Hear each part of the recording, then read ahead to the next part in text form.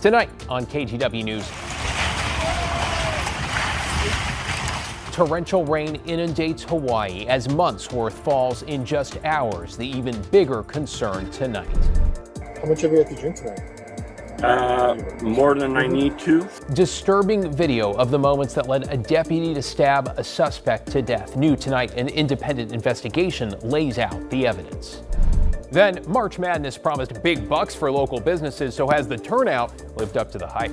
We've had some people that have come back like 3, 4, 5 nights in a row, and they've all been hanging out downtown. And later, Portland!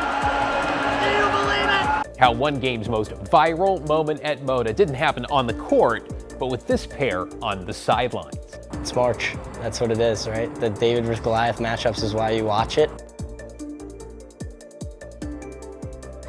Good evening, everyone. Welcome to the weekend with a live look at the Rose City in the heart of March Madness and the start of spring break for much of Oregon on this, the first day of a brand new season. We're glad you're with us tonight. David Molko here along with Chief Meteorologist Matt Zaffino. Matt, happy Friday. How's it looking out there? Hey, David, we're going to have a great weekend. We've had a little bit of light rain moving through tonight, but little being the key word there. Here's Salem right now. You see the streets. If you look closely, the streets there around the Capitol are wet. There is light rain still falling in Salem, and it's cooled on down to 53 degrees. But look, Portland, we've dried out. That rain that we had earlier, such as it was, has moved on down to the south, hitting Salem. It'll continue to move south and continue to fall apart, and we're in really good shape. There's really not much coming in behind it rain-wise. So tomorrow we'll call it partly sunny first thing around sunrise, and it should be another pretty sunrise like today was, but then becoming mostly sunny or sunset on the first Saturday of spring, 7:25 as the days continue to get longer. Now they're going to get cooler. We hit 62. That's 5 days in a row. We've been in the 60s or warmer.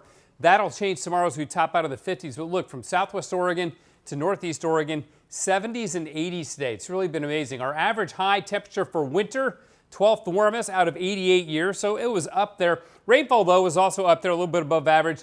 And in case you're wondering, summer begins on June 21st. More on our weather for the weekend and spring break, and we'll take a look at that Hawaiian weather too, David. Loving these longer days. Thanks, Matt.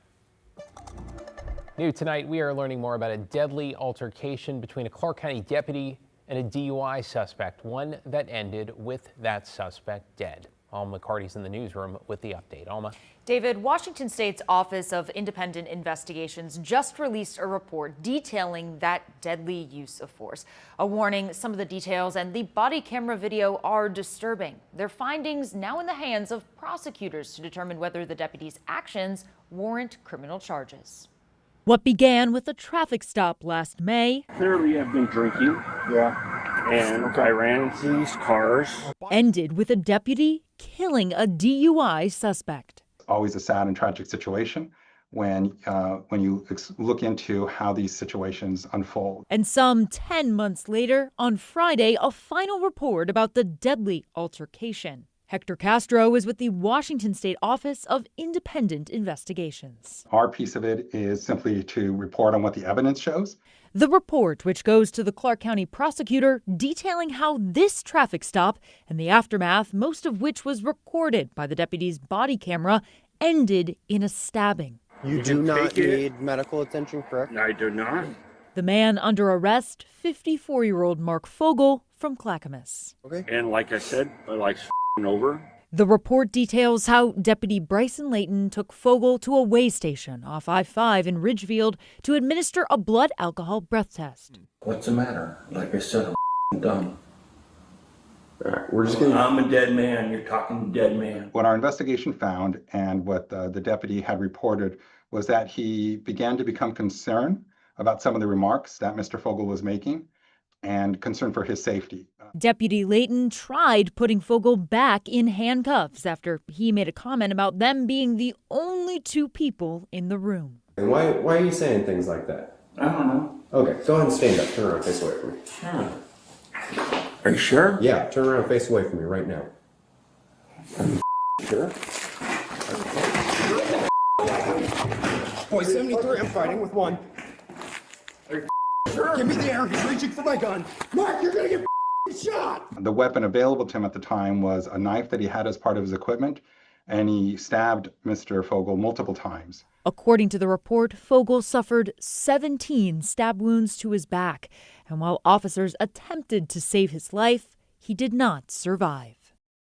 The report also notes the body camera shut off during the altercation. It's not exactly clear why, but went back on a little more than a minute later.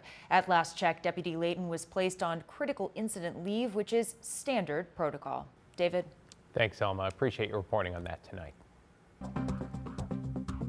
Let's get you caught up on tonight's other headlines now. In Northwest Washington, the northbound lanes of I-5 are completely shut down tonight because of this, a major landslide that covers the highway. WashDOT says active movement south of Bellingham, so quite a ways away, is preventing crews from even beginning the cleanup process. They say one of these rocks is bigger than a bus and could come tumbling down. Alternate routes are available, though there's no timeline for when the stretch of interstate could reopen. Southbound lanes, by the way, are not impacted.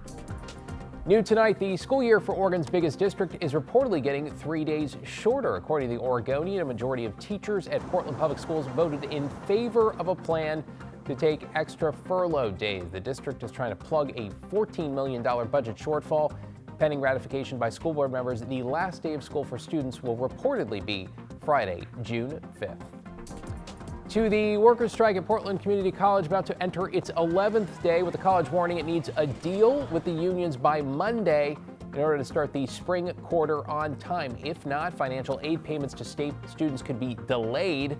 The unions, representing more than 2,000 educators and staff members, are striking for better pay, saying the university is failing to keep up with inflation. PCC says its budget is tight and state support is flattening. Bargaining teams are expected to continue their negotiations over the weekend. And in global headlines tonight, the White House says it is temporarily lifting sanctions on Iranian oil. It's an attempt to bring down oil prices, which have skyrocketed over the last 3 weeks. Meanwhile, the Pentagon is sending 2,200 more Marines to the Middle East to support the war effort. Tonight, NBC News reporting President Trump is weighing whether to send ground troops into Iran to secure that country's nuclear sites. Developing tonight, parts of Oahu, Hawaii's most populous island, are under evacuation orders as a second round of heavy rain brought dams on the island nearly to their breaking point. Touch and go with some 5,500 north of Honolulu ordered to flee their homes.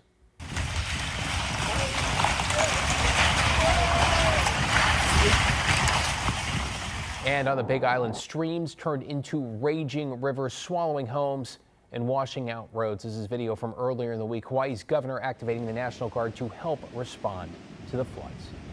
Pretty much lost things, lost everything. I mean, got us, yeah, but everything else gone. Unimaginable loss for some families. There's some parts of the state getting 3 months worth of rain over the course of just a single day.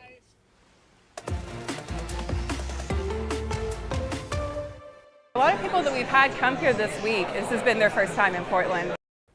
All right, we are gearing up for round 2 of March Madness with thousands of fans living it up in the Rose City. And tomorrow's surviving teams, and there's been at least one upset, we'll talk about that in just a few minutes, are set to face off at Moda. But first to Catherine Cook, who did a vibe check, so to speak, on how fans and local businesses are feeling about halfway through here. Catherine? And David, fans are excited to be in Portland, and businesses are grateful they're here. The weather's been beautiful. There's more basketball ahead, and today a chance to enjoy the city. Sometimes you just got to take the W. Friday night in downtown Portland, and this March Madness mantra. Never too much basketball, never too much sag, so there is that. Basketball on this night, just on the big screens. A day off between Moda Center play, which tipped off Thursday. The marching band outside the Bidwell Marriott sent Arkansas off in style as 8 teams drew fans from near and far, filling hotels all over the city. Let's go Badgers! Woo!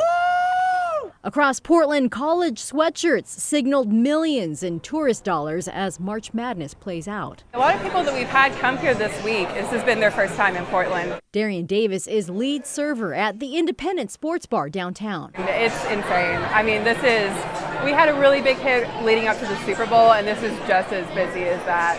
I think today is actually one of the busiest days we've ever had. Even when teams are knocked down, their fans are happy to be in the Rose City, like Derek Morris and his sons, all here from Idaho, cheering on BYU. And we did a tour today, and there was all the other people on the tour were from New York or different places. They were here for the tournament too, so we all have that in common. It's fun. And for fans still in the hunt, it just keeps getting better.